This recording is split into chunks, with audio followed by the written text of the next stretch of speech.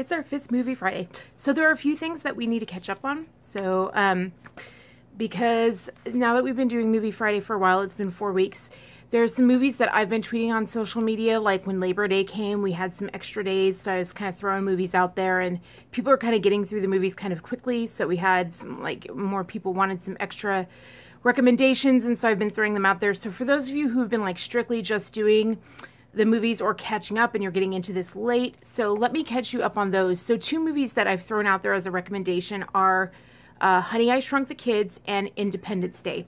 So, I'm really excited because people on Instagram, mostly on Instagram, are the people, the actors and the directors who are getting into Movie Friday because they're starting to recognize how it helps them in Hollywood. And YouTube doesn't allow me to see that much, so I don't know if it's helping on there. But I'm really excited about that because I know how much it's helped my friend in their career, and I apologize for my cat in the background. He is excited that the seasons are changing. Where we are, the seasons really show up.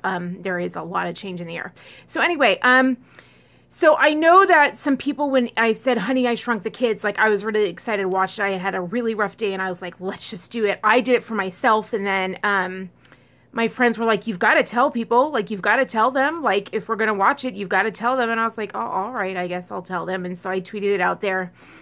And some people loved it, but some people were like, why the hell, this is a dorky movie. And then it popped up, like when you watch it on Amazon, it popped up with the 50 greatest soundtracks of all time. And I was like, I know not everybody watches on Amazon Video, and I highly recommend, if you can avoid Amazon, do avoid Amazon. They employ slavery-like tactics. I really avoid using them when I can. They are so detrimental to society in so many ways. So they're terrifying. And the things that they do to authors and to publishers and publishing houses, and the things they do behind the scenes to their own workers, it's incredible. And you can't trust them in so many different. Okay, I'm getting off on another thing. This has nothing to do with movies. So I don't recommend using them when you can't. But for those of you who didn't have Amazon, I was just like, be aware. Like, there is a reason I'm recommending these movies. I'm not recommending anything that isn't necessary to know. I'm sorry that you think something's a dorky movie, but there's a reason that it's great, and I understand why people think things are dorky, because bullying has become such a part of our culture. Like, I stopped watching American Idol very few seasons in because they just started making bullying as part of their entertainment factor. Like, they just bullied contestants as part of their entertainment. Like, that's what they did, and that was the entertainment factor of American Idol. And I was just like, this is raising bullies. This is teaching us that bullying is okay. And we're surprised that bullying is such a huge part of our culture now. When I was growing up, there was like 1 or maybe, if it was a bad problem, 2 bullies in a classroom. And that was the problem. 1 or 2 total. Like 1 or 2 with anger issues in the total classroom. Can you imagine a life like that? And now it's just part of the entertainment culture, and it's part of church culture, and you know, it's terrifying. So maybe I'll do a video on that one day. Let's move on. So, so those are the 2 videos you need to do. The 2 movies that you need to do if you want to catch up, because they are great. And Honey, I Shrunk the Kids. It was so funny because as we were watching it, my friends were just like, it was kind of funny because so many of the directors in the group were just like, oh, when they used to do real movies. And I was just like, movie magic. This is movie magic. Like, studios cut corners because of CGI. They cut corners in so many ways. And when you watch that movie, you'll remember what movie magic was like. And Independence Day, of course, is just phenomenal. I mean, that's not dorky at all, but it is just phenomenal. Like, that movie is like, we watched that on Labor Day, and that's just a phenomenal movie. So I always recommend that on like Independence Day or Labor Day or any kind of holiday. Just watch it. Just watch it because it's just good. It's just good. It's never bad. So, it's just good. Good acting, good writing, good everything, good directing, good. All right, Tasmanian, I love you. I love you, baby boy. I just fed them. He's not being neglected, I promise. He is just, he's the vocal kitty of the two. Or, sorry, the three. Of the two who are vocal, one is silent. Silent as a lamb. Well, not really. He has, when he purrs, he sounds like an engine, like of a broken machine. I better move on. Okay, so for Movie Friday 5, we are going to, this is my little journal that I write it in. Movie Friday 5, we are going to move forward because I know we've been doing some old movies. So we're going to come forward a little bit to the 2000s. So we're going to do 2003 Pirates of the Caribbean. That's another, it's a Disney movie. But the original, I don't want you to do any of the other Pirates of the Caribbean. None of them were nearly as good as the very first. The very first one, they really put a lot into it. Now, here are some facts that you don't know about Pirates of the Caribbean. Pirates of the Caribbean, when it came out, well, first of all, I dare you. I'm going to give you a challenge. I dare you to find out what really happened on that set with the writing. If you can do that, I will give you free stuff. I will give you like free, whatever you can on the packet. I don't know. I'll give you something free. I'll give you a free book, whatever you want. So if you can find out what happened on that set. So in terms of the writing. So let's just say the script wasn't your normal script. So, and the actors with Johnny Depp, they all deserve a gold medal. So, they were brilliant. And Johnny Depp was brilliant. He absolutely made that movie and made that franchise. But that was the first movie. And Johnny Depp, yeah, so that's all I am going to say. So, yeah, rule number 1, if you want to be in Hollywood, you cannot say crap. Like, you have to learn not to, like, there's a reason I don't name drop. That is, you have got to learn that. If you want to get up in Hollywood and be friends with the friends of the friends, you can't name drop. Like, that is not, keep your mouth shut. That's like rule number 1. I don't think, like, the narcissist community, like the Nissy community of today, they don't know that. They don't know that they're not supposed to name drop. Like, never, ever. Like, don't do that. Like, don't do that, you guys. Like, I know you think you're making yourself look good, but it's telling the bigwigs to never, ever be friends with you. It is a red flag to them. They're like, that person can't keep their mouth shut. So, yeah, keep that in mind. Now, number 2 about that movie. Disneyland made so much money on that movie that they went on and made 2 more movies, but they started setting aside. They didn't expect to make that much. They didn't expect to make that much money. Like, it was absolutely shocking to them. They were not expecting the movie to be that big. But I mean, it was just this brilliant film, and it's brilliant because of, I mean, 100% because of Johnny Depp. Johnny Depp deserves the credit for that entire film. Like, let me be hands down about that. So he deserves all the credit for the brilliance of that film. Now, when they made that unexpected money that they weren't expecting to make, they actually set it aside, and they started putting it aside. It was like hundreds of millions, and they built a whole new theme park. They built a whole new park, not a whole entire separate theme park. For those of you who live in California and know Disneyland, they built a whole park. They ripped out the parking lot, the traditional parking lot in Disneyland. They ripped it out, and they made California Adventure. And California Adventure used to be a dud, and then they have since redone it. And tonight, he is so vocal. If you can't hear anything, I'm sorry, I'm talking to a phantom cat. So they ripped it out and they made it a lot better. They like updated it to 1940s Hollywood, and it's so much better. So if you didn't like it when you went there, go back. They've improved it enormously. It's so much better than it was before.